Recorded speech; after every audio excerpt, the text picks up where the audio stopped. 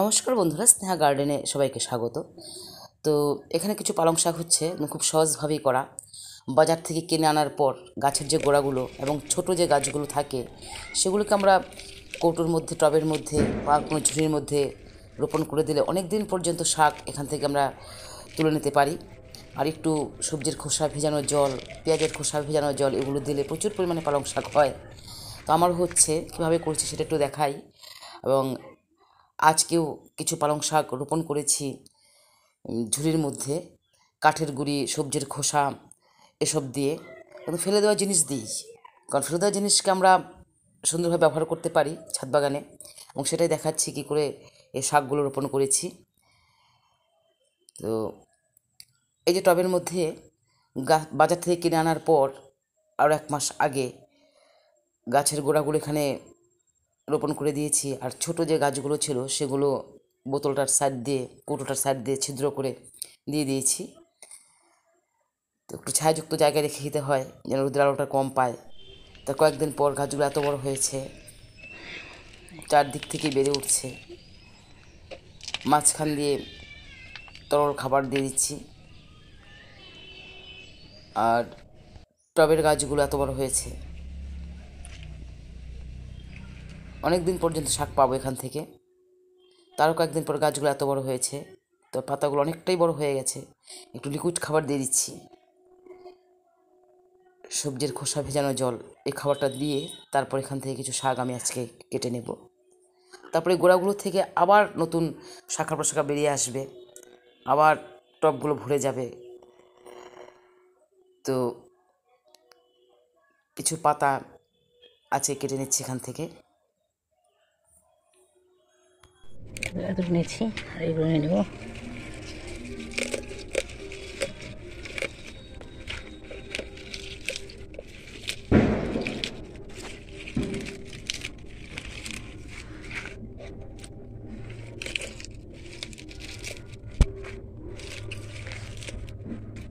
একদম পরিষ্কার হয়ে গেছে। এতটুকু, একটা থেকে এতটুকু রয়েছে, এটা থেকে নেব।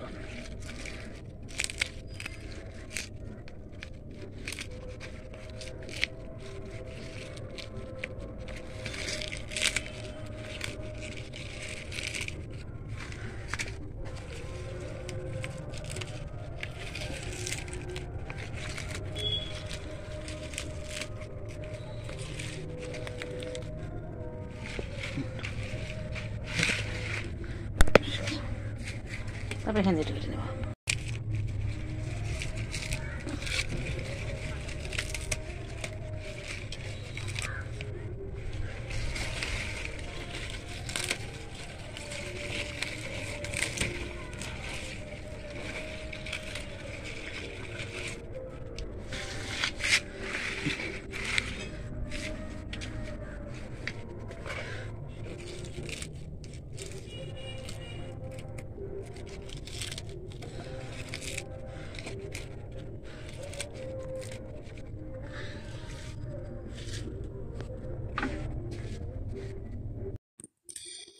এক ঝুড়ি শাক পেয়েছি, আর এখানে আবার খাবার প্রয়োগ করছি।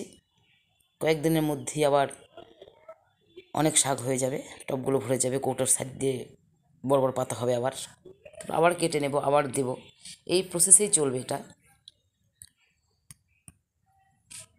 সবগুলো গাছে খাবার দেওয়ার হয়ে গেছে।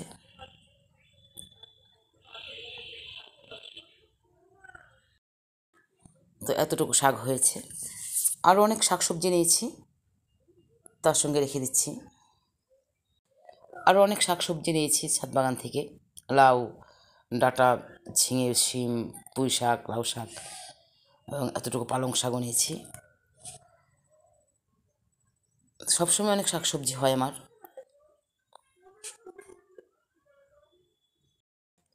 কয়েকদিন পর পালং শাকের গাছগুলো আবার এত বড় হয়েছে, সাইড দিয়ে অনেক হচ্ছে। 2 দিনের মধ্যে আবার কেটে নেব, কেটে নেওয়ার পর আবার হবে। তো আজকে কিছু পালং শাক রোপণ করছি, সেটা দেখাই। এই ঝুড়িগুলির মধ্যে নিচের দিকে ছেঁড়া যে প্লাস্টিকের প্যাকেটগুলো থাকে সেগুলো দিয়ে দিয়েছি যেন জলটা বেরিয়ে না যায়, ছিদ্র করা আছে। আর এখানে হচ্ছে কাঠের গুঁড়ো, কাঠের গুঁড়োকে ফেলে দিই না, এগুলো মাটির সঙ্গে মিশে যায়, একদম একদম পচে একটা ভালো খাবার তৈরি হয়। কারণ যেহেতু এটা গাছেরই একটা অংশ, কার্বন, হাইড্রোজেন, অক্সিজেন, নাইট্রোজেন সমস্ত কিছুর মধ্যে রয়েছে, মানে একটা উদ্ভিদই একটা উদ্ভিদের খাবার হিসেবে ব্যবহৃত হচ্ছে এখানে। তারপর দিয়েছি কিচেন ওয়েস্ট সবগুলোর মধ্যে। এই কিচেন ওয়েস্টগুলো দিয়ে তারপর উপর মাটি দিয়ে দেবো, দিয়ে এই পালংয়ের বীজগুলো ছড়িয়ে দেবো। একটু ভিজিয়ে রেখেছি। তো তো তারপর মাটি দিয়ে ভালো করে ভিজিয়ে জল দিয়ে বীজগুলো ছড়িয়ে দিয়েছি।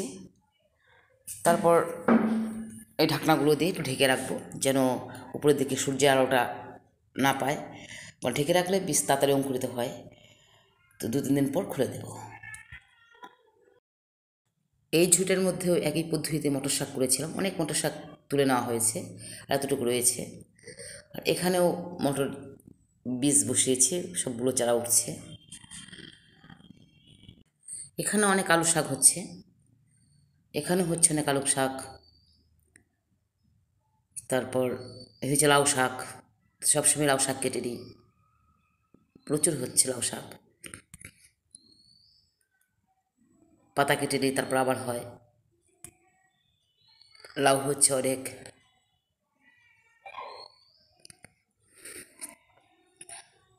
আবার এখানেও কিছু আলুর শাক করছে, এখানেও আলুর চারাগুলো উঠছে সব।